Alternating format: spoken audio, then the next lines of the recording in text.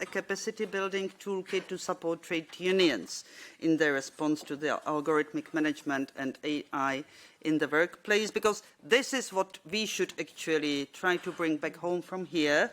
And to use it, we have already heard today the lack of appetite of the EU decision makers to come up with regulations on whatsoever. It's rather the other way around.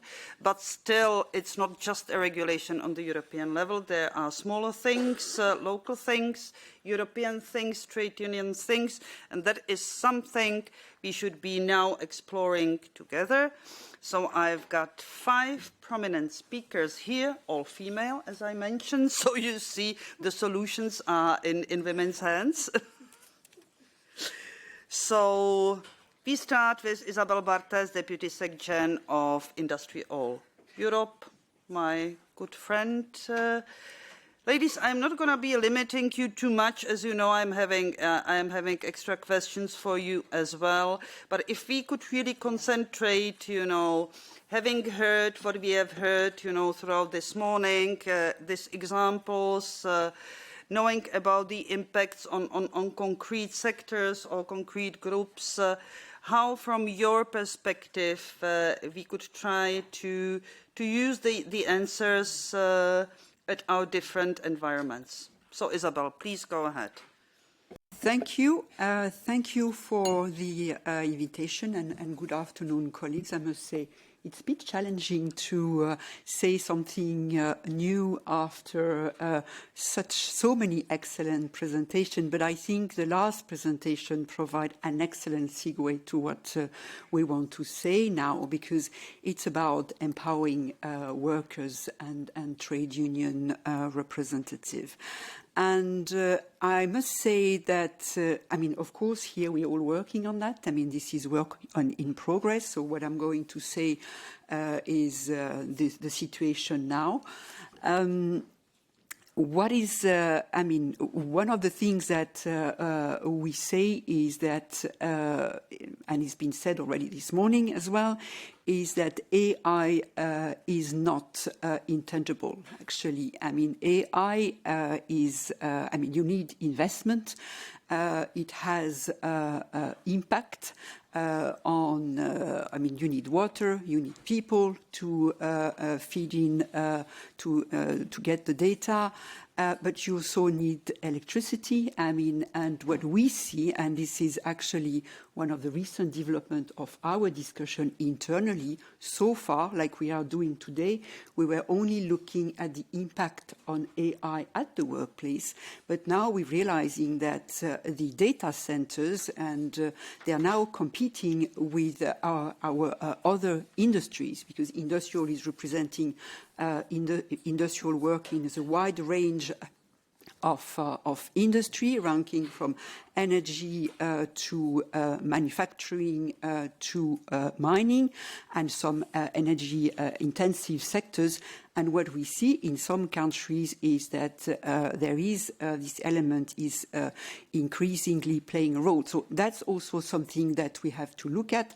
Not only the impact of AI on the workplace, but also AI also the impact in terms of industrial policy. The other point I'd like to mention is that generative AI is a game changer in the sectors we are representing. When we are talking about industrial workers, we are talking about blue collars, but we're also talking about white collars. And what we see is actually there is, especially white-collar workers are massively using AI. And it has completely changed the perspective of workers on AI. So far, when we were asking, do you see the use of AI app in your company?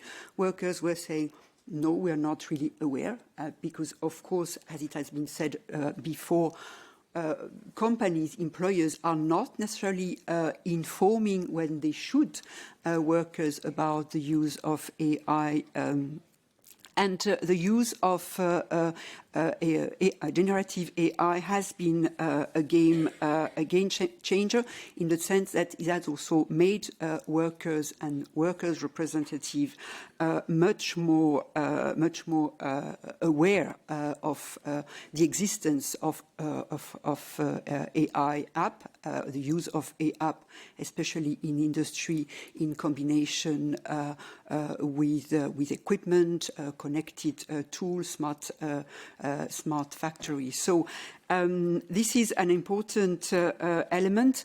The other point also is that, I mean, there are many reasons why companies invest into AI. I mean, we've mentioned a lot the fact that employers also invest because they don't want to stay behind.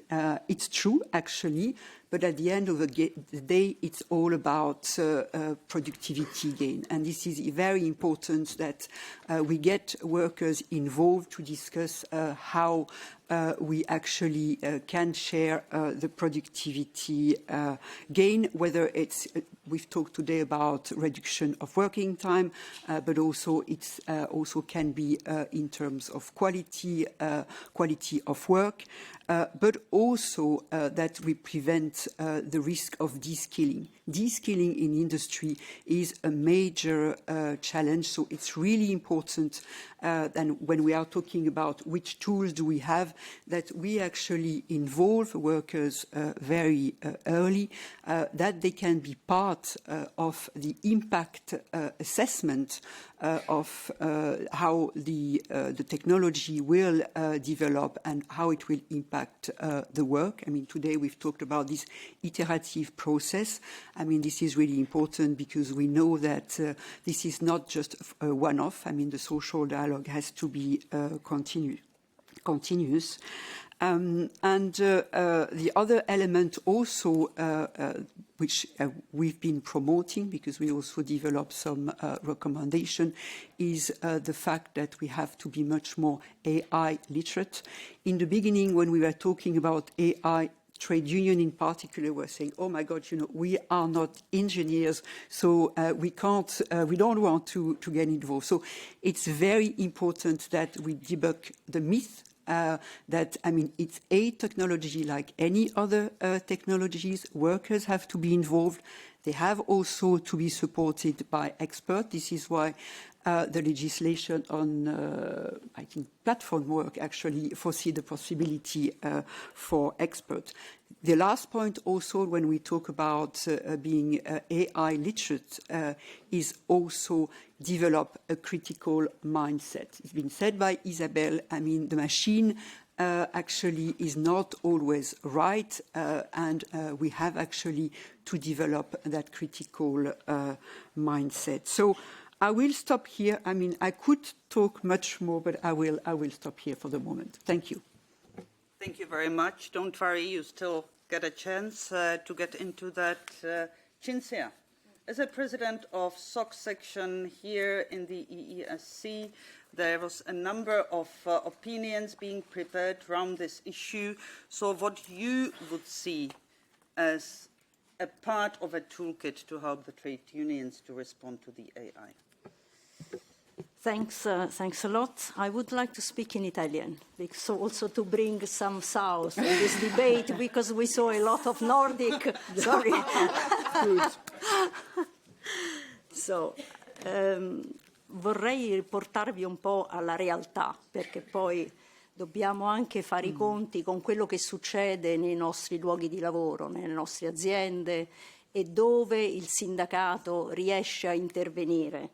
Abbiamo alcuni esempi. Io vorrei partire un po' da quello che stiamo facendo in Italia, per una volta, perché c'è un osservatorio al CNEL e c'è stato istituito anche un osservatorio al Ministero del Lavoro, ma ci sono poi una serie per monitorare e mappare i contratti di lavoro che regolamentano alcuni aspetti dell'intelligenza artificiale. Siamo ovviamente all'inizio, ma questa mappatura per noi è molto utile per capire dove i sindacati riescono ad intervenire con il management e dove invece ci sono delle fragilità, degli ostacoli, dei rischi, mancata conoscenza dei sistemi, eccetera.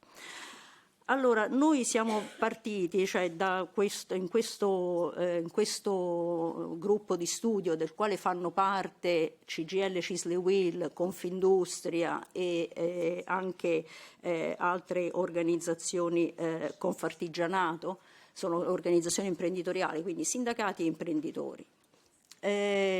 Sono partiti perché sono loro che stanno lavorando su una mappatura di alcuni contratti, soprattutto nel settore farmaceutico, assicurativo, servizi digitali e industriali.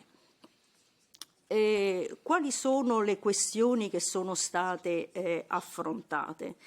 Innanzitutto tutto ciò che riguarda l'automazione del lavoro e non le decisioni manageriali, che sono un altro filone. E ci sono 3 componenti essenziali che sono state oggetto di contrattazione. Tenete conto che parliamo solo di contratti aziendali. Non siamo ancora in una fase di contratti settoriali, se non nel settore assicurativo, che vi dico una cosa molto interessante sulla contrattazione d'anticipo, quindi si sta parlando di come si fa una contrattazione ex ante per intervenire sui rischi ex ante e non ex post, perché finora molto della contrattazione è stata, una volta che si evidenziano le discriminazioni e c'è un problema, si interviene successivamente. Invece l'obiettivo è quello di capire cosa si può negoziare prima. Allora ci sono 3 assi. Il primo asse è l'utilizzo dei dati che sono trasferiti dalla conoscenza umana alla macchina. E questi dati sono un contributo umano all'elaborazione dell'algoritmo. Come viene compensato questo contributo umano? Come viene valorizzato? Qual è il livello contrattuale che si dà a questo contributo umano che serve per costruire l'algoritmo? In un contratto, Connecta, che è un'azienda che si occupa dell'applicazione della tecnologia e della progettazione, quindi aiuta le imprese ad utilizzare l'intelligenza artificiale, in questo contratto c'è una clausola specifica che proibisce l'uso dei dati generati dal lavoro umano a scopo sostitutivo dei lavoratori. Questo vuol dire, si stabilisce un principio molto importante, che la formazione dell'intelligenza artificiale, quindi dell'algoritmo, non può basarsi su risorse cognitive prodotte dall'uomo senza una specifica, senza un esplicito consenso e anche un compenso per questo lavoro. Quindi è un principio fondamentale. Certo, è un unico caso, abbiamo solo questo in Connecta, però potrebbe essere un ambito nel quale si può costruire.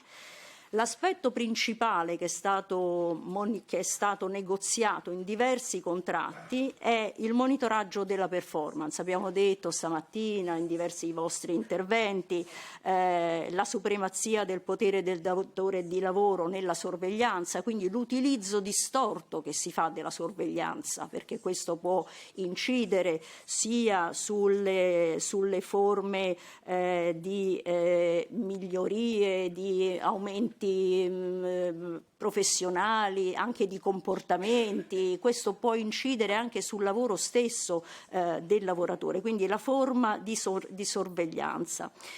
In diversi contratti si stabilisce che i dati raccolti non possono essere utilizzati per scopi meritocratici, disciplinari, offensivi. I dati raccolti da Saipem, che è una grossa industria del settore industriale che sicuramente Isabelle conosce, è stabilito espressamente che i dati utilizzati per la sorveglianza non possono essere utilizzati per scopi disciplinari, ma soltanto a scopo di salute e sicurezza, cioè per vedere quali sono i rischi sulla salute e la sicurezza dei lavoratori. Il fatto che venga scritto in un contratto per noi è molto importante. Per noi è molto importante perché si impedisce la discrezionalità del datore di lavoro. Altri contratti invece lasciano alle parti di decidere di volta in volta. Quindi questo appunto è come si regolamenta la discrezionalità del datore di lavoro, che per noi anche è molto importante. Un ultimo punto, sì, lo so, sono italiana, un ultimo punto riguarda il terzo blocco, è sull'automazione. Noi abbiamo detto che l'automazione può portare a ripetitività del lavoro, può portare ad una diversa autonomia, a una ridotta autonomia, ad una intensificazione, ma anche a una sostituzione dei lavoratori. Quindi molti contratti prevedono un'analisi non solo quantitativa, di quanto lavoro si perde, quanto viene assorbito, quanto viene modificato, ma anche una valutazione qualitativa del lavoro. Quindi il ruolo importante è, in alcuni contratti c'è una regolamentazione ex ante per capire qual è l'incidenza sulla tenuta dei posti di lavoro. In alcuni contratti, molti, anche si stabiliscono i benefici. Quando c'è una introduzione di tecnologia che porta ad una riduzione di compiti standardizzati, ad una riduzione dell'orario di lavoro, come si ripartiscono questi benefici? In diversi contratti è previsto che ci sia una formazione aggiuntiva per i lavoratori proprio per ripartire questa diversa distribuzione del lavoro. Questi sono alcuni esempi concreti, però pensavo che fosse utile anche portare qualcosa di visibile che si sta facendo in alcune aree. Poi ci sono altre questioni. Thank you very much, Cinzia, for this concrete Italian example of solutions. I am turning to Birte Dedden, the Director for ICTS at UniEuropa. How your sectors are actually viewing this? Where are you actually in responding to this challenge? Isabelle, could you switch off the mic? Thank you. Well, thanks, Chair, for giving me the floor. And I can, of course, echo a lot of what has been said. I think I will try to keep it short rather and say what we are doing. We have run research 2 years ago. Actually, we started collecting examples of collective bargaining agreements in the services sector across Europe, across our affiliation. And we had the survey and a study, and it showed us what the obstacles actually were, why unions would or would rather not be able to negotiate on AI or AI-related issues. Then we saw, for instance, that a majority of our affiliates would really like to negotiate on it, but the problems were several gaps. And I think what's important, if we are discussing a toolkit, what is it actually what unions need to effectively bargain on AI, So I think key obstacles that we have identified were that unions, first of all, have insufficient resources, be it for technical understanding, competence, enough people to really look into the matter, but also information. So we already mentioned that there's a huge asymmetry or power imbalance of information and communication when it comes to AI and algorithmic management. And that is a key problem. So information and consultation rights have been mentioned. This is super important. Technical expertise I've mentioned. But then simply, many employers are just refusing to negotiate on AI. So even with the best setup, what can you do about that? And so we have to come up with a strategy, with a plan B, especially we have been discussing legislation. So what do we do if there will be still a void, if there is no legislation? I think we really have to push for even more social dialogue and collective bargaining on the matter. And how can we do that? I think what we need is good practice examples. We need concrete model language on how to negotiate on AI, and Cinzia has already mentioned some examples. There's a lot in every sector, actually, that you will find examples. And we are currently updating our database together with the Friedrich Ebert Foundation and the Wage Indicator Foundation. So we collect models, examples of concrete AI CBAs. We will provide that. It's open. It's on our website. You can have a look. We will launch the update in December. And I think what is really important, we've been touching upon it, but if we talk, for instance, about generative AI or agentic AI, which will be the next step, it's skills, it's AI literacy, and it's, above all, it's human oversight. I think these are the key things: skills, human oversight, transparency, and enhancing trust. These are the core issues trade unions need to negotiate upon, and we have to facilitate that for our members across Europe by providing them with the best examples. And the good news for me, at least, is that between 2023-24, when we started our research, we came across a 20-something number of agreements, and we will now increase the number of agreements we've identified. So things are happening. And so I think the good news is that trade unions have actually started negotiating on it, and we are in a good progress here. It's maybe not perfect yet, but we are on a good way. So I think we have a lot of negative issues coming up all the time, but it might be nice also to actually push a bit for the good news that, yes, it's happening, but we just have to give a helping hand a bit more. And the example we just had before is fantastic news because it's all pushing into the right direction. So I would like to spread a bit of optimism here as well. Thank you.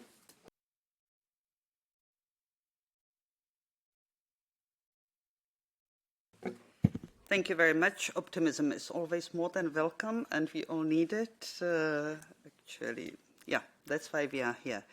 Turning now to Linda Larsson, a researcher at the Swedish LO Confederation, to hear a bit more of the Nordic perspective on the issue. Go ahead. Thank you, and thank you so much for the invitation.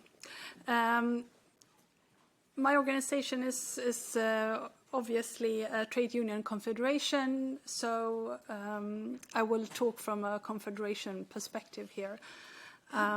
We have, and I'm going to tell you briefly about a bit of the work that we have done over the past couple of years, also, of course, in collaboration with our members.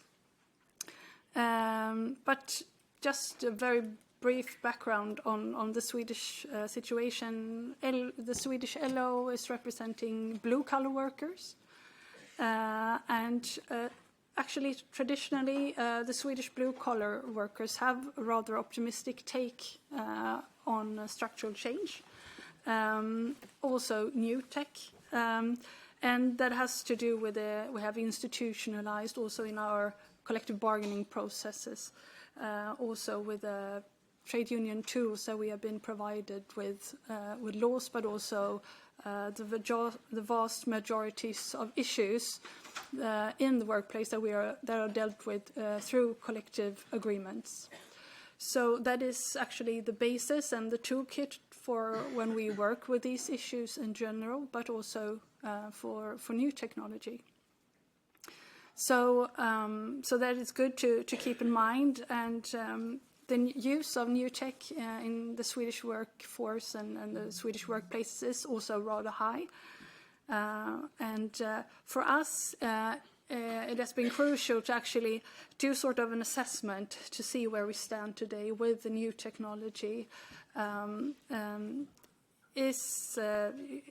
the Swedish blue collars, how are they? How would you say? How are they using, and how is the new technology, AI and such, being used in the workplace, and how is it part of the collective bargaining model. So over the past years, we've done some assessments. We have done some research, or not just ourselves. I mean, that's also why it's been very lovely to be part of these FEPS projects, to do it on a broader scale and a European scale. But we also have had research done. We are fortunate enough to have partner structures with our counterpart, our social partner counterpart in Sweden. So within that framework, we actually have social partner founded research done on, amongst other things, algorithmic management and the impacts of it. So for us, it was important to have. Is it my time that's up? That was loud and clear. Otherwise, even I would have gotten the point. No, but then so we've done research on it, but we also done surveys ourselves and also talked to the members of our members, so to say. And what we have discovered is that even though we have good tools in place, CBAs, but also laws. OSH law, for example, is a very useful. We have GDPR, and also a very strong Co-Determination Act. It's actually tech neutral and aims for the future in its structure. But it turns out that actually trade unions and are not really using the tools that they have. And so this is indeed, I mean, this is old news. I think everyone could talk to this. But for us, it was valid to actually know, because it places us on the baseline. You know, you want to be in the forefront thinking about the future ahead, but we really need to take not a step back, but we need to go back to basics, basically. While, of course, also looking ahead in our strategies for what to do now. So we see that, you know, before, during, and after implementation of new technologies, there is a small part that is actually part of that. And usually when things are negotiated, it could be later on in the process. So there is a lot of room for improvement, so to say. We also done surveys, and our latest survey actually showed that it has had more of an OSH focus, but it showed that one in three, this is quite a good number, 1 in 3 of workers in Sweden said that new technology was used for work task allocation, but also work distribution. Also to evaluate work and pace, and also to evaluate the quality of work. 1 in 3 of the blue collar said that. We also asked them about how they feel about how it's impacting them, and also a third. I only took the answers. I had a third because it's easy to remember, but a third actually experienced a workload increase. Also, loss of autonomy, it's also old news, a third. And of course, as a result, if not increased stress, a third. It shows that we have a lot to work with, that's for sure. Even though Swedish blue-collar workers in general are quite pro-tech, I would say, you know, they're not afraid of getting their jobs cut due to technology. They're also quite. They also tell us in our surveys that they're happy to learn more. They want to gain knowledge to be able to perform their work. But we see that the tools that we have are not being used. So this is obviously where we really need to put work. And we also see that we need general knowledge. How do you say, increase? We need a knowledge push for this, awareness raising, and also when it comes to AI literacy, I think it's super important that we really need. I think that for us it's about capacity building amongst the unions, but I also think that we need something on a broader scale when it comes to AI literacy. We need something more than just unions caring for these issues themselves. So I'm going to stop there. Thank you. Thank you very much.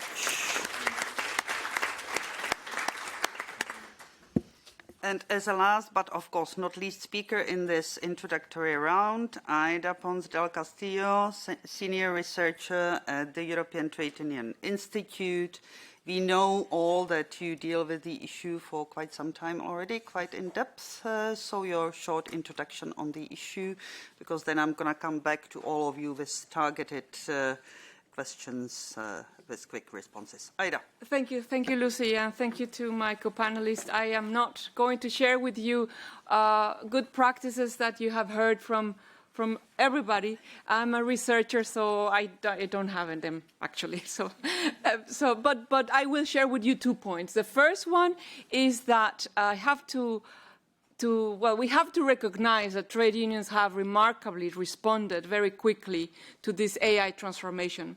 They have responded in the many ways that you have seen today and much more, because this is just the tip of the iceberg. They have done all sorts of activities and engagement at all levels, at national and at company level, but also at European level and at the international level too. And that has happened very quickly, one, and two, with very good knowledge in a way. However, I think that, in a good way, trade unions need to make a strategic approach to AI. All these targeted or untargeted activities done very quickly have shown their expertise and engagement, but what trade unions have lacked in the whole world is the lack of a unified, coherent strategy altogether. If this happens, then their power and their influence, which will be like the comet that is coming to our atmosphere right now.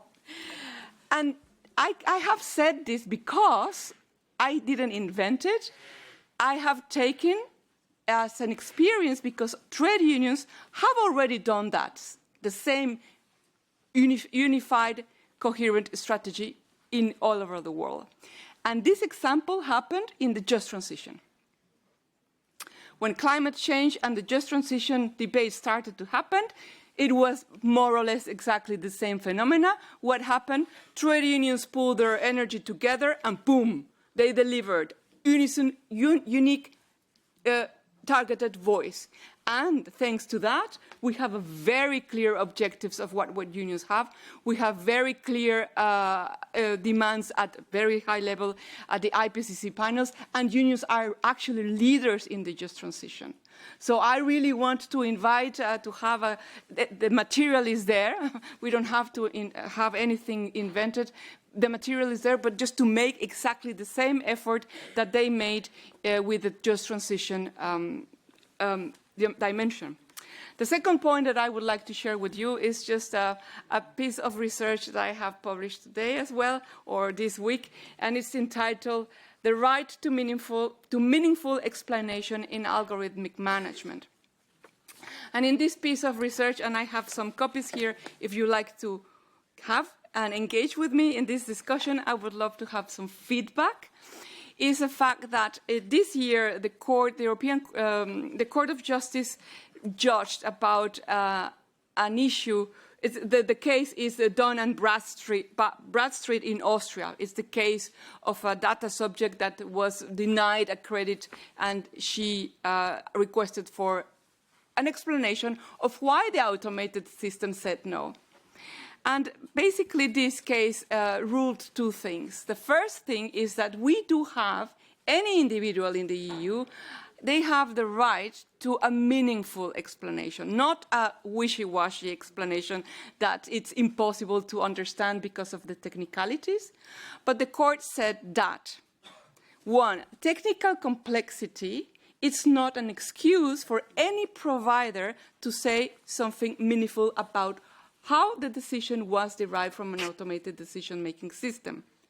And two, very important, is that confidentiality or secrecy or business issues are neither an excuse for the employer or the deployer to provide a meaningful explanation. And those two criteria or clarifications of the court are absolutely significant for employees. So in this paper, I argue that this right to meaningful explanation is very, very meaningful and pivotal for exercising it in the context of employment. So we do have that right. And a GDPR will not be effective, never will be effective, if we don't exercise them. So I really invite unions and everybody to do this at the workplace. Plus, this increases the level of transparency of how decisions are made, of how processes, work management is made. And Birte also mentioned transparency is needed, and you are working on that also, Isabelle. And I want to link, it's also in the paper, if we have this meaningful explanation that will increase our level of transparency and understanding, we need to pool also resources from other pieces of legislation in the EU acquis. And I'm talking specifically about the Digital Services Act and the Digital Markets Act. I propose in this paper that we should take provisions from the Digital Services Act in order to increase that level of transparency in concrete. There is an article that requests to have independent audits for some platforms that are provoking significant risks to society. We know for a fact, because we have the fines by the DPAs, the data protection authorities, that some employers or deployers are also provoking systemic risk or very big risk to employees, like the fines that we had in Amazon in France. A big amount of employers were significantly impacted, and another big fine in H&M in Germany and in Globo in Italy, etc., etc. So I think that the provision of the DSA on having independent audits on those companies that are provoking systemic risk on employees needs to be somewhere in our future directive on AI at the workplace. Similarly, these companies need to be, give more transparency to research and open their systems and their data to have independent research, just as the DSA.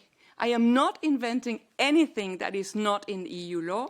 I think that companies that have a systemic risk in the digital markets area can be also be held responsible for the same type of risk in the workers' employment area, and it's something that we should definitely be inspired from. And this is what I would like to share with you and discuss. Thank you.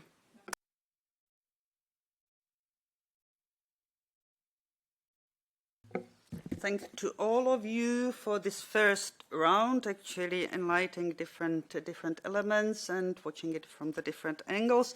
Let's now go, before opening the floor for the audience, to really short and very quick round of targeted questions to some of you to maybe briefly develop or highlight or just really simply answer the question, so that we actually could make it a bit more lively and go back home with, you know, some uptakes. It's pretty late, so we all need some repetition. So I start, Linda, with you. What does the use of AI in the workplace mean for the struggle of trade unions, and how would a toolkit aid them? Yeah, I mean, obviously, I think that we already have parts of the toolkit. I think it's more about how to use them, and I think that is for us the big issue at the moment. Yeah. Do you want me to elaborate more? Well, actually, no need, because it's quite a clear message. You know, we have it, and it has been mentioned several times already today. You know, we are having rights, we are just not using them. You know, we are not fighting for enforcement and so on. Isabelle and Birte, what are the key power challenges workers face under algorithmic management? Does this fundamentally alter the way workers deal with the managers and the employers, or does it not? Whomever of you could start. Well, potentially it does. I mean, we've mentioned, I mean, this is what we've been discussing today, actually. I mean, how to have a meaningful counterpower, actually. But there is one aspect that I didn't touch upon in my initial statement, is the fact that what AI allows is more and more individual relationship between employers and employee. And we hear that a lot now because the employers have learned their lesson. I mean, the question of trust, the fact that you cannot impose a technology on workers without involving them is quite clear. Otherwise, the Google Glass, they stay in the back of the warehouse, actually, or the workshop, whatever you call the plant. So, I mean, this is what we hear more and more. I mean, we have to involve workers. I mean, and this is actually a new narrative. But the challenge is actually moving away from this individual approach to a collective approach, because this is what we want to build, actually. We want to build collective protection, and this is where collective bargaining is. I mean, of course, we need the law, but at the end of the day, this has to be translated into agreement as well. So just to point out the importance of collective protection. Yes, and maybe I could add to that. We also represent professionals and managers in UniEuropa, and they have been very in-depth discussing this issue from a managerial perspective. And as we know, we've talked about power imbalance and asymmetry. The difficulty is if you have automated decision-making, there is no human in the loop anymore. Or how can we ensure that the systems put in place, they should rather be there to assist the decision-making process, but not. It's not sufficient that a manager is just left to validate a technological decision. It should be really concrete human control and oversight. So what is needed is not only when we talk about upskilling, it's not, and we mentioned it before, very often employers buy systems off the shelf with very little technical knowledge themselves about how a product functions. And I think it is important that for both employees, but also the managers, the employees, we need training, we need upskilling, and not only for workers. We cannot make workers responsible for it, because what happens is the more we use ADMS systems, workers are more and more pushed into a mere job of overseeing the final technically made decision, without any human involvement. And so that also means that there's a shift of responsibility for any decision taken. And that shouldn't be the case, because you automatically also have half of a managerial decision then. And so we have to reinforce also professionals and managers in the human aspect of decision taking, and ensuring that both employees and managers are trained on it and get that know-how, actually. So I think that's also an aspect we have to look at. Very good. I still would develop on that a little bit with the two of you. Which gaps can you see in the trade union capacity when it comes to understanding and negotiating? You both touch upon that, but still, are there any other gaps we would need to highlight and bring on the light so that we could deal with that?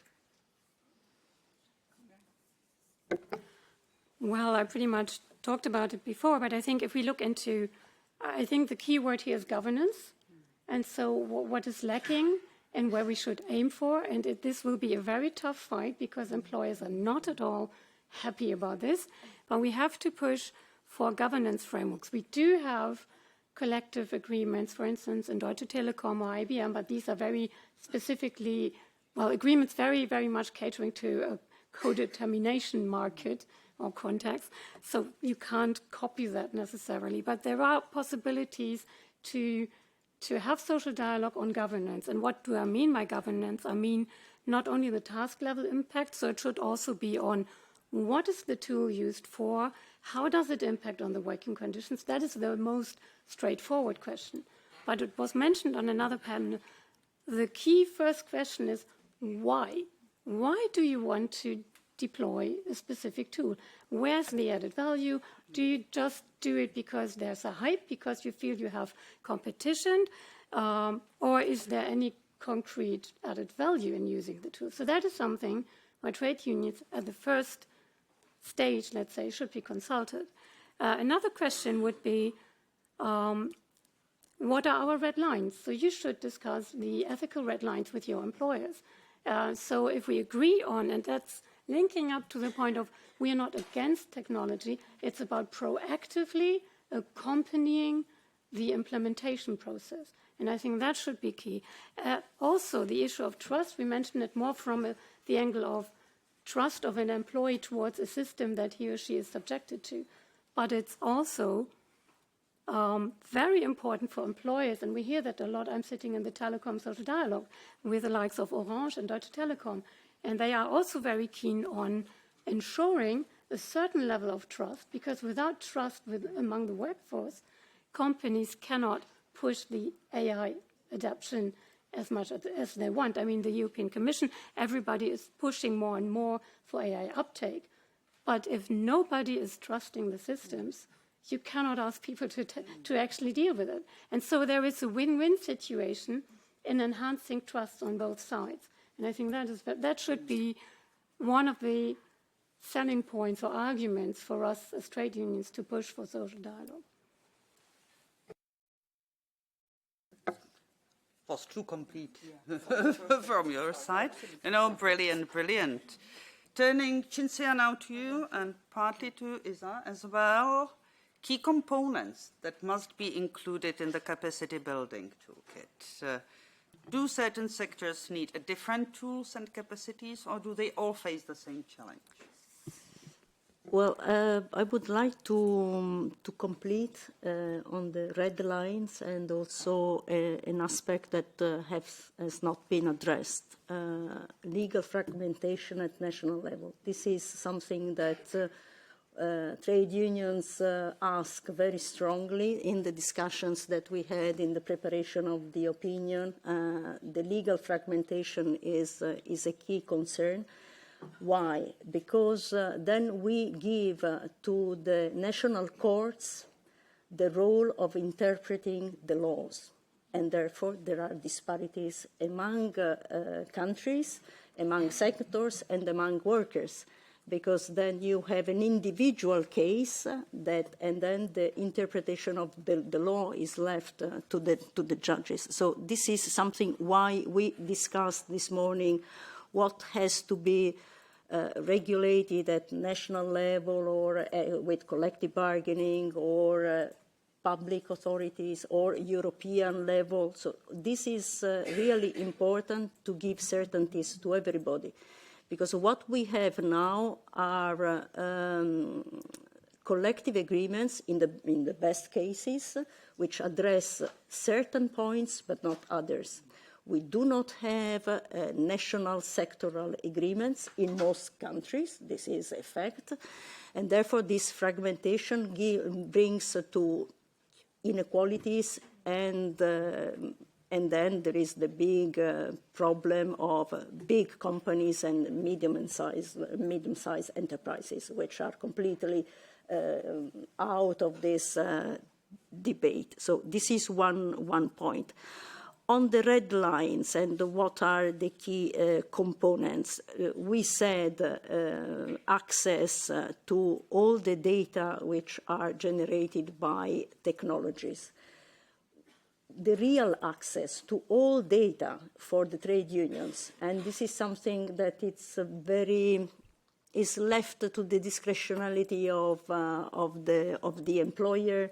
And I fully agree with what you said about trust, about representative trade unions. I'm sorry, because we also have the problems of yellow trade unions in many countries. So representative trade unions, trust, and have a mandate. The trade unions should have a mandate to negotiate because they represent the workers that they represent. Then independent audit, you said, it is not given for granted. So we need independent audit anyway, for all enterprises. It cannot be an optional only for those enterprises which have systemic risks. It should be an independent audit. It gives also trust to the reliability of the enterprise for workers. Then a binding human revision of the decisions. So this is strongly asked by all trade unions, because we can say a human-centric approach, these principles, OECD and so on, but then we should aim to a participatory AI, that we participate in the design, in the building, in the implementation of the AI, and we are not there. We are not there. So this is strongly asked. And then, of course, whatever is possible, if we have the real access to all the data generated by artificial intelligence and technologies in general, we can also have an assessment of the impact on jobs. Which jobs remain, which are transformed, which are going to be changed. This is an assessment that has to be carried out ex ante, not ex post, because ex post you lose jobs, or you have to reorganize in a way that you don't have all the tools for this. So these are the important topics to see what can be negotiated at enterprise level, what has to be regulated also by public authorities as far as rights is concerned. Thanks. Thank you very much, Cinzia. Linda, what strategies are trade unions using to influence use of AI in the workplace? Yeah, I'm just going to give a general picture for the blue-collar workers of Sweden, but it varies and it differs a lot, depending on, of course, sector, but also how strong the membership from unions are in the workplace, and so on and so forth. So there is a very broad scale, I would say. What we can see is that where you have good institutionalized structures that are also being kept, these structures usually work and are also quite fruitful, I would say. When it comes to using the CBAs that we have, the co-determination laws, but also the OSH work, we can see a very strong correlation between if there is a systematic OSH in place or not when it comes to tackling these issues. So that is very like core functions that we all know of, but actually, they have a very, very significant role to play. So some of our unions and some workplaces are more into the OSH part of it all. Some are more into the co-determination and being part of the whole collective bargaining structure. So it differs a lot. I think that what we try to do on a national level, what we as social partners on the national level could do was that within the framework of our joint, we have a mutual OSH work and also a dedicated organization for that. Over the past couple of years, we have been trying to, and then this work that has been done there is directed towards union reps working, but who has OSH responsibilities, but also, of course, employers and the OSH responsibility that they have. Within that, we're trying to educate and put forward the word, which is, it's so silly to actually say, but it has really become a thing. And I think that several touched upon it, and it is the fact that we have to somehow demystify this tech narrative, that new tech is just tech questions. It's an IT question, And so we have to, both from the trade union side and also from the employer side, really take this on board and try not to shy away from it, but actually owning it and owning it properly. So that has been, it's a very small thing, but it's been one of the strategies from our side how to actually tackle this huge problem, because that is what actually is simmering down to the workplace level. So we're trying also to start from the top down while trying to empower the bottom-up perspective. Yeah. Thanks a lot. Actually, last question in this round, so that you also have the chance to come up with comments or questions. Aida, what can trade unions use to put forward their strategies? I think that they just have answered. And that's correct. Yes, but repetition is the mother of the wisdom. So I will repeat myself. I think that they need to come up with a campaign with a very specific focus all together and just launch it massively. You speak it up.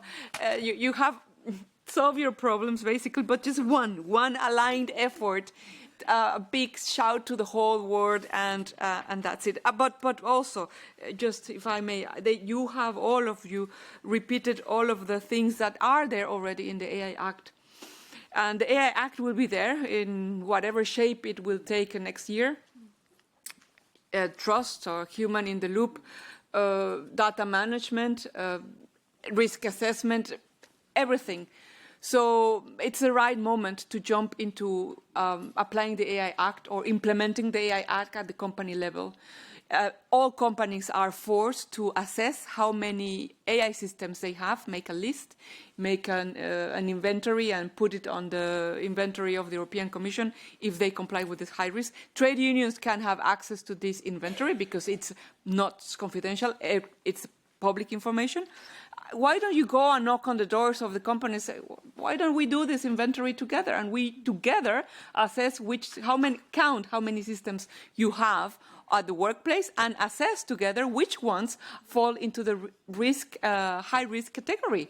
And then from the beginning, unions can be really steering the implementation of the AI Act.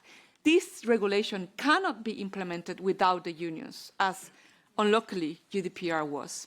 Thank you.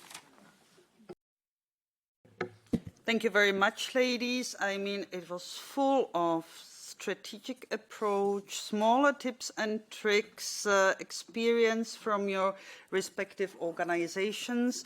So I find it at the end of our meeting extremely important, but still the floor is open for your questions and comments. Wait. Tanya, Jack, Javier. Yeah. Diana?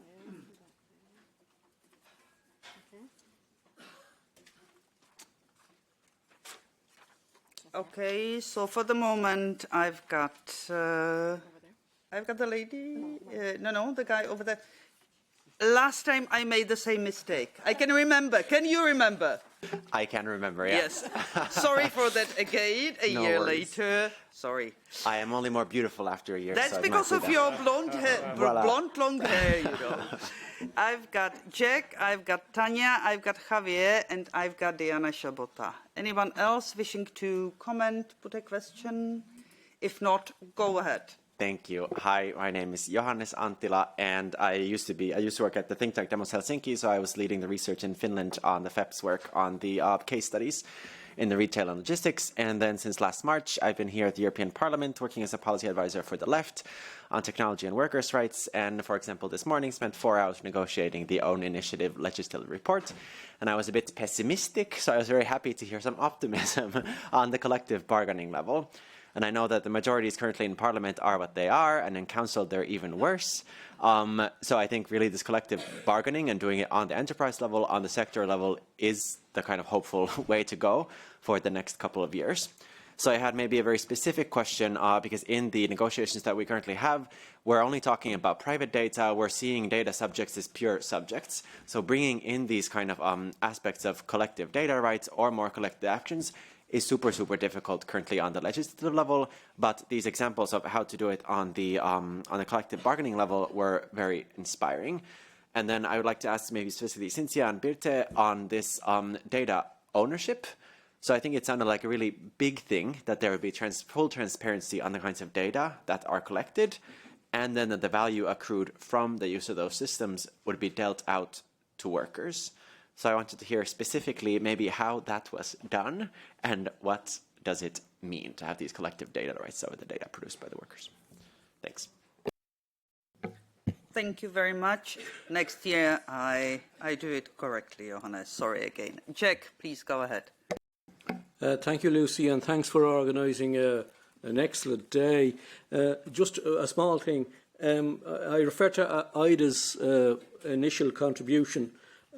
She referenced, or you referenced, as a seeming what appears to be a quite groundbreaking EDC decision on the right to what you called meaningful explanation, and I just wonder if we could have the reference to that circulated, because it seems to be very significant, but also maybe the reference to the article, or maybe the court judgment is cited in the article, or the reference to find it is. It would be very helpful. Thank you, Chair. Thank you very much, Jack. We can include actually this, it's a policy brief, I would guess, Aida, into the sendings of all the presentations you're going to be receiving, so that it is added. But of course, you will have a chance to develop on that, Aida, at the end. Tanya, please. Thank you very much, Lucie, and also thank you very much to everyone. It's really great that we can wrap up. So it's like on the solution side. So I would like to come back to 2 points, partly it's like from Linda and also from Birte have been mentioning. Linda very much like also the positive sides, like to say, okay, very strongly grounded in the social partner tradition, that you have also like the good links with the employer side, not just like to collect new data, making studies, but also on the negotiation side. But Birte also made a very good point. Sometimes the employers just don't want to negotiate. So I think maybe that we can draw from your good examples. And of course, I'm fully understanding that we have different social partnership traditions. Being socialized in Austria, now dropped in Germany, is a different culture. But based on your strong collaboration with the employers, how can we make a business case out of the fact that a CBA is useful also when it comes then to increasing the productivity? And I'm fully also with Isabelle. It's like we have to discuss also how to, equally spread those productivity gains. But starting with the best practice, how would you tell a narrative that we maybe then can also apply and use, that it's good for business to have a CBA like that? Thank you. Thank you, Tanya. Javier? Sí. Bueno, pues contaré mi segunda preocupación respecto a la inteligencia artificial. Esta mañana la expresaba las políticas económicas, incluso fiscales, ¿no? Frente al enorme poder de las empresas que lo controlan. Ahora, la ideología cultural, y digo de antemano que yo considero que es inevitable su introducción, pero claro, no es lo mismo que esté al servicio del bien general o que esa introducción y generalización sea controlada no tanto por sí mismo, por el cerebro de la inteligencia, sino por quienes controlan. Y mi preocupación tiene alguna relación con la organización del trabajo y otros campos donde yo veo sesgos. Yo he hecho algunas pruebas, yo no las suelo utilizar, pero temas políticos, ideológicos y culturales, yo noto sesgos. Es decir, los procesos, la pregunta, los procesos de aprendizaje, esos que gastan tanto energía eléctrica, tanta agua, que se realizan bajo montañas, en lugares fríos, ¿no? ¿No se introduce un sesgo ideológico en determinados campos? En el aprendizaje de los sistemas de inteligencia, en el ámbito del conocimiento histórico, político y en el de la organización del trabajo. Porque bien está el controlar ya los efectos de un sistema introducido en una empresa. No. ¿Cómo se producen los sistemas? Eso es incontrolable. He intentado profundizar algo, o sea, con poco tiempo, sin grandes, Y ese es lo más opaco que se pueda establecer. Es decir, ¿cómo podríamos controlar los sistemas de aprendizaje de inteligencia artificial de modo que fueran más... No solamente el algoritmo, el resultado final, no. ¿Cómo aprende la inteligencia artificial? Y tiene un sesgo ideológico y cultural en determinados campos, a mi juicio, claro.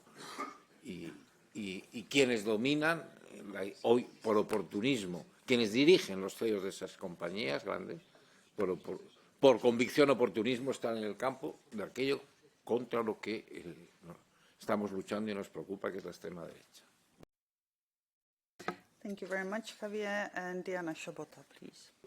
Thank you, Chair, and thank you to all the panelists, both now and in the morning session. I think this was an extremely interesting debate that we had throughout the day. So I'll start my comment by referring first to Cinzia's comment in her first intervention when she mentioned that we need to have qualitative assessments and assessments on the impact of AI on our rights and on our work. And I think this is obviously extremely important, not only focusing on the quantitative assessments and not only focusing on anticipatory discussions that we are actually having at the moment, because what is happening at the moment is we really don't know what is happening. We have a huge lot of hype in the whole discourse, which is both positive and negative. We have utopian hype, we have dystopian hype, but we actually don't know what is happening, because on the one hand, we are still in the infancy of the implementation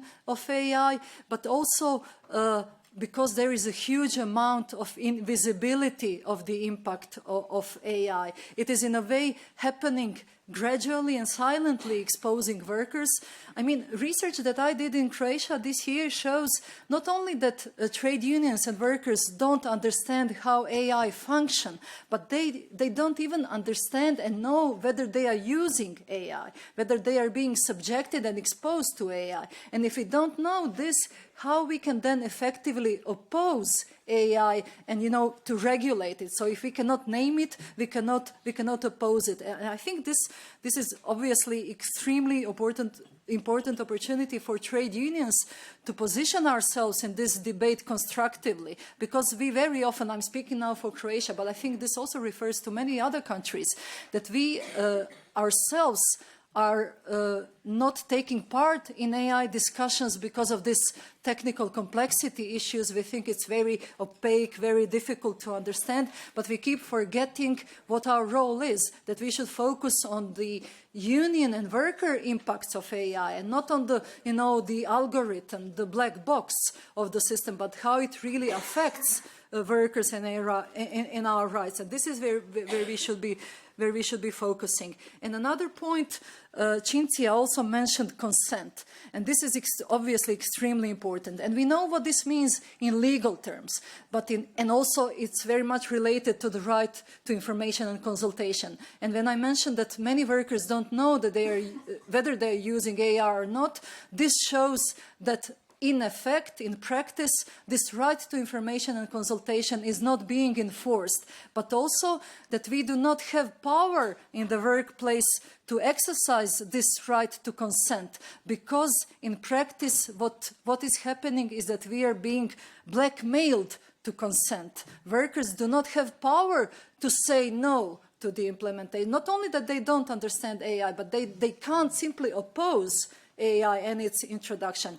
And this is why many of you were mentioning different dimensions of AI literacy. So we need to have skill enhancement, understanding of the basic concepts of AI. But I think that at the core of developing of AI literacy, at least when we speak about the union role in developing this literacy, is focusing on power. You know, how we can really have power in the workplace to oppose and to regulate AI. And I think this is where we need to focus in future. Thank you very much. So that's it from the audience. Ladies, back to you. There were some questions targeted to some of the speakers, but definitely all of you've got, because that's really nice. We are having a very good timing. So it was Cinzia, Birte, I guess. So Cinzia, start. Okay. Still stay brief, Cinzia, although the timing is good. Okay, I try to be short. On the ownership of data, this is very interesting. The point is, do we leave this data, private data, but also collective data, only to the employer? No, I want to understand. I want to be there. I want to see how they manage this data. Of course, there are sensitive data which are not for public use, and also for the trade unions, it's important to understand which are the data which are useful for us to understand the transformation in the work organization. For example, job displacement, we need to understand which might be the implications on the work, or task de-skilling. We need to understand all this. These data are, in our experience, but also listening to other countries, because I work with the OECD, so we have relations at different levels. And there is a part of data which have to be controlled also by workers representatives. This is why I come back to representative trade unions who have a mandate to negotiate and also to manage this information. So this is very, very important. The second aspect on qualitative assessment. Now, do we have all the instruments to make these qualitative assessments? No, Diana, unfortunately no. The examples that we have are very fragmented. There are big enterprises where there is a recognition of the counterparts, there is trust, so you have access to different information. But in my country, in your country, or in many other countries where we have 95% of small and middle-sized enterprises, either we succeed at sectoral level to establish a legal framework or a rule-based framework, or we are in the hands of the discretionality of employers. I want to be very, very, very, very clear, because this is the... Now, you say if we do not have all the information, we are not able to oppose to AI. We cannot oppose to AI. I mean, it is a fact. We cannot oppose. It is better for us to be equipped to manage AI, to have the information, to have the knowledge, the skilling, also for those who have to negotiate, but we cannot oppose. Otherwise, we will be submerged and completely in the hands of somebody in the big guy, Hudson, And consent. This is a legal vacuum, because we are all used to sign all kinds of forms. We don't even know what we sign. Is this a consensus, a knowledge consensus, that you really know what you are giving your consensus for? And this is a big question, because then I think we have to trust trade union representatives at enterprise level or at sectorial level, who can really have the knowledge and the capacity to say, this can be done, this cannot be done, because you cannot expect that all workers can have this knowledge and also legal knowledge of what it means to have a consent. So this is why I fully agree that we need, first of all, to train the leadership of the trade unions who have the role of negotiating in this sense. I hope I have replied. Thank you very much. I've got Birte, I've got Aida, definitely Linda and Isabelle as well. So, but in this order, if we could go like that. Okay. Yeah, thank you. I try to briefly comment on some of the questions. So for Johannes, well, we are not at the start of collective bargaining on AI. We have already advanced, but we are not there yet. So anything, like I can't pull out of my head now any concrete CBA on data ownership, collective data rights. I'd love to, but I can't. I'm really sorry. The thing is, in our study, we've seen that most of the agreements that have been made were either horizontally on the introduction of new technologies, so basically a framework agreement, which can open the door to many discussions. So that's as a first step. A lot was also on upskilling, training, and these kind of questions. Data ownership has not necessarily been one of them. So this is something where we are aiming at, but we are just not there yet. So it's just, frankly speaking, like that. Another question was regarding workers don't know if they are using AI and so on. That's as well something we've seen in many of our research reports, that 1 out of 3 workers was in the dark. They had no clue. I think that has been slowly changing. There has been a lot between, let's say, 2019 and now. There have been an enormous wave of awareness-raising initiatives, including this one, regarding AI, algorithmic management, among the trade unions. So I think we are in a better position now, or should be in a better position. Regarding information, consultation, consent, and all these questions, and the empowerment of trade unions, mandated trade unions, representative trade unions, of course, I think when you do not have the ideal environment, you do not have maybe legislation for good co-determination, etc. What I suggest is really use the good practice, look outside of your own borders and check. There's a lot of material already there. Many of the ETUIs have produced a lot of material.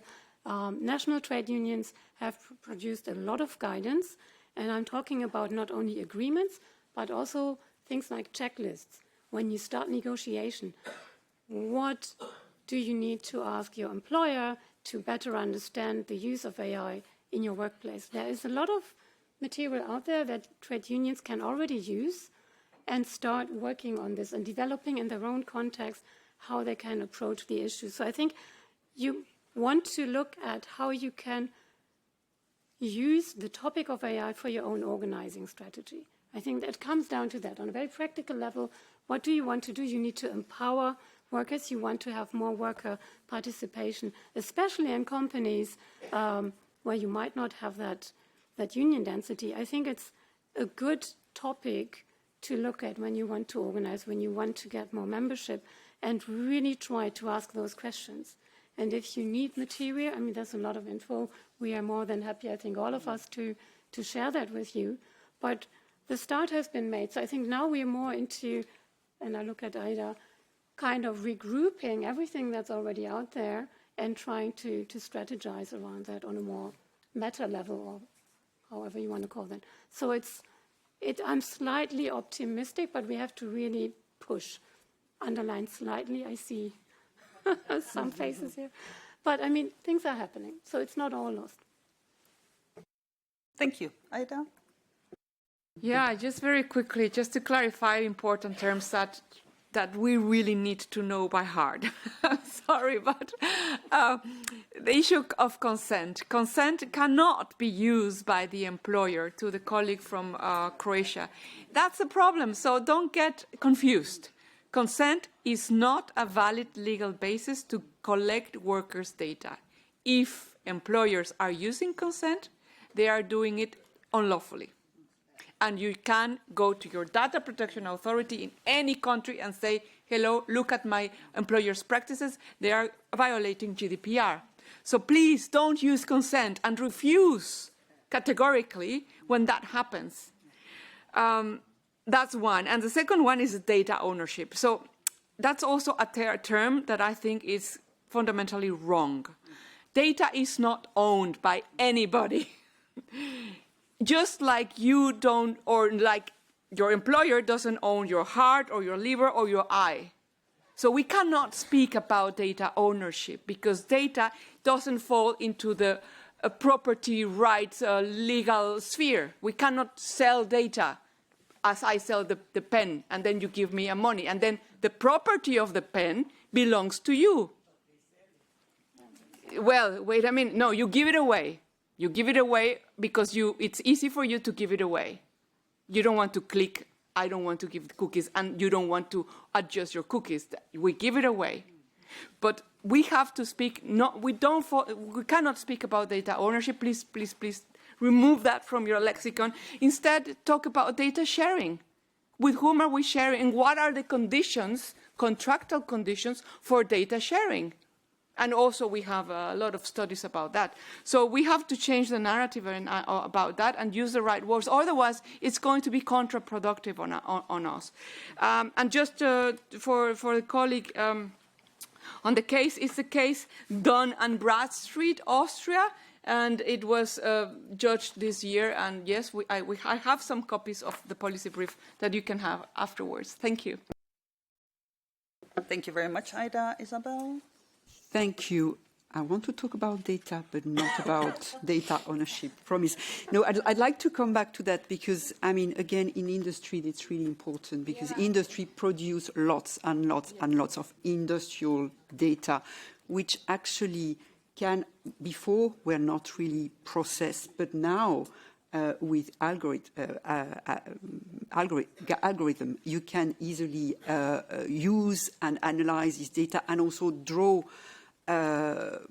element that can be used against workers. I mean, about monitoring emotion. If you think about quality control, you have all these sensors actually. So one thing that we are also, we are discussing, and we see now concrete example of agreement is, and I think you hinted to that, is how this data is used or simply not used. I mean, you can simply agree with the management. Well, simply, it's maybe not so simple, but at least, came to the conclusion that some of the data that are used in the production actually will not be used against workers. And we have very concrete example on that.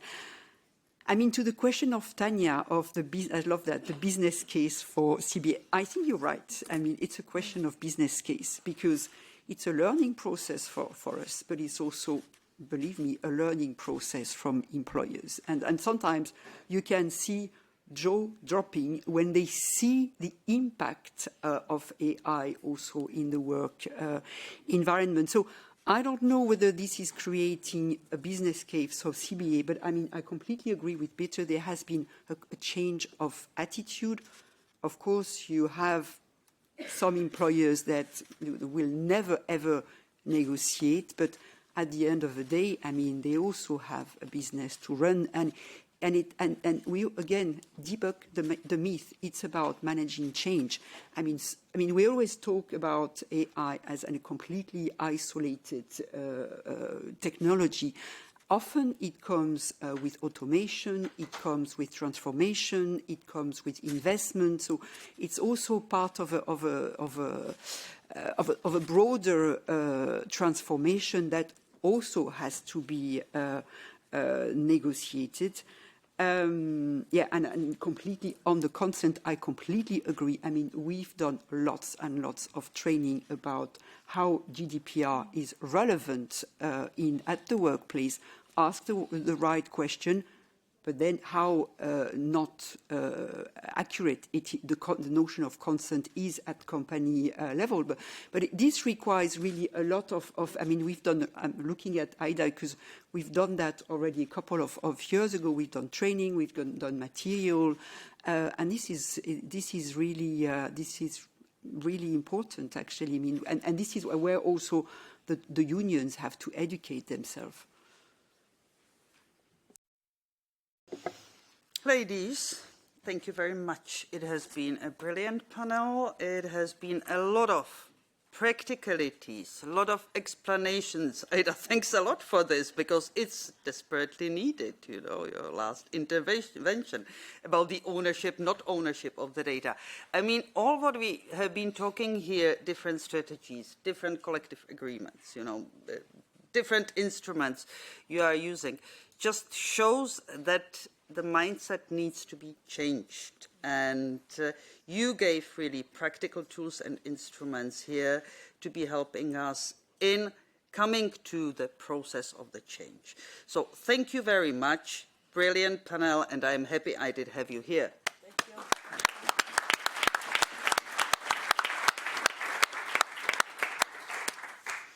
actually we are so good today, you know, not just having extremely interesting parts of our program, but we are very much fitting within the time frame. So we all are realizing we are coming to the close of today's event, and I would really love to extend my thanks to each and every one of you for your extremely active participation today.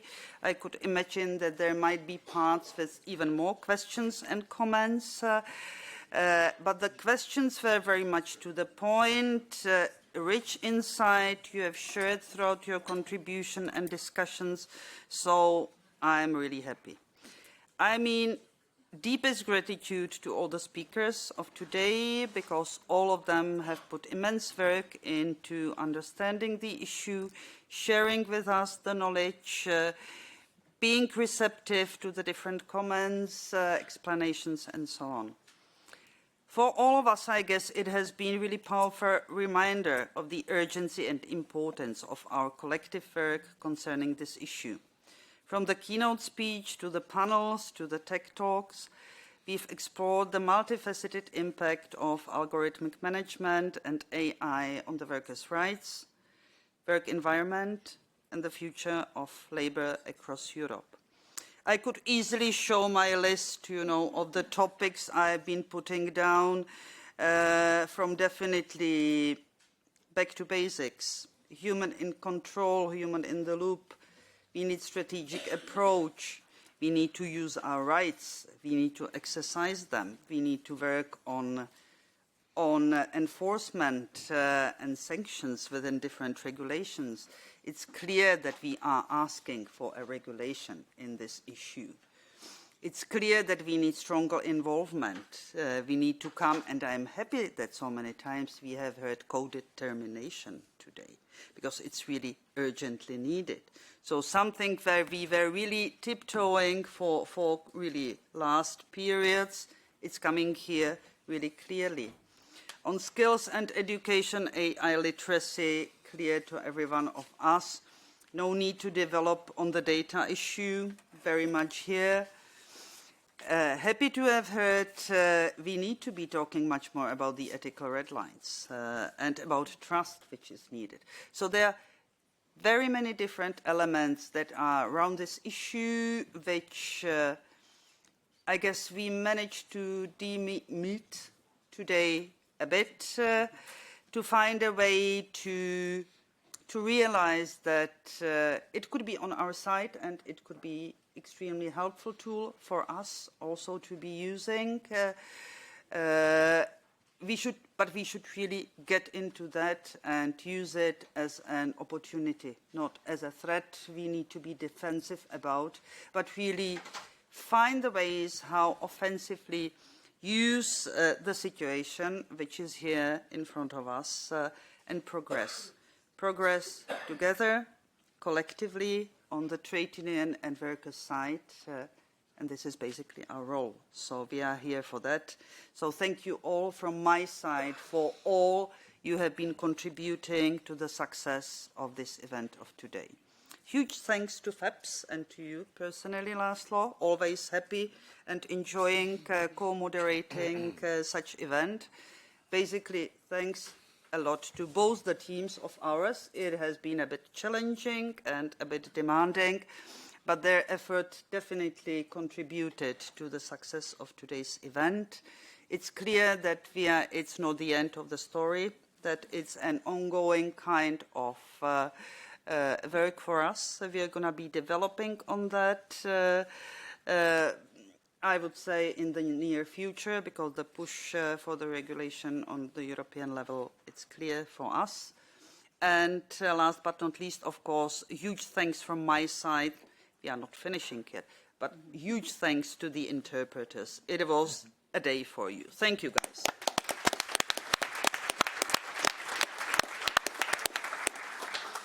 So Laszlo, to you for the last word.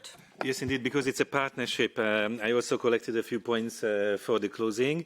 I think altogether 7. Number 1, indeed, just to echo what Lucie was just saying, indeed, it has been a remarkable partnership between our teams, our respective teams, who also during the day, but especially beforehand, ensured that we have a fantastic program, and we will not only learn, but also enjoy this conversation. So thanks to all the panelists, the speakers, and the very active audience for that. Since Lucie summed up the content, I don't want to elaborate on this, although I cannot resist making just one point, which is connecting this agenda with the long-term commitment to invest in skills. I think much of the discussion emphasized the importance of regulation and the influence of the workers on the decisions which introduce new technology, especially AI, into management, but more broadly speaking, services and the functioning of the economy and our societies. Nevertheless, I think there is a strong connection which we should bear in mind with human capital development, for which the European Union also has financial resources. So this is also connecting with the MFF debate, but also connects with what we call the Porto targets, that by 2030 we are supposed to reach 60% participation in lifelong learning in order to be able to take advantage of the new technologies. By the way, 2030 is going to be a fascinating year. I started to collect what will happen in 2030. We will reach if you listen to the European decision makers, we will reach 60% participation in lifelong learning. The EU will have 4 new member states, and we're going to go to war with Russia. So there's so many things awaiting us. Maybe not all of this will materialize, but we will get close to all. That's interesting. IG Metall. A lot to do, to invest in the old and new technologies in order to succeed all in this endeavor. But jokes aside, FEPS indeed continues the very focused work on all this research, not only with the Nordics. So if you look at the FEPS website, or perhaps even subscribe our newsletter, or click on FEPS in various social media channels, you will see the very diverse activities we are having. One I would like to highlight, because today we had a strong Northern input. Our next Northern exposure is at the end of November in Copenhagen, where we organize a major event on the occasion of the Danish presidency of the Council, which we call Call to Europe. So you already find Call to Europe on the FEPS website, and if you happen to be in proximity to Copenhagen, then you will find it easy to attend this event, which will feature again MEPs, former Prime Minister Rasmussen, but many others, activists, experts who want to deal with questions of security, by the way, but also social questions like mental health, for example. Very, very topical issues. Having mentioned MEPs, I'm grateful to the MEPs who came today. Indeed, for us, it's very important that the European Parliament is listening to the voices of the workers, but also the researchers. And indeed, the morning session with the representative of DG Employment, Mr. Larsson, was also important.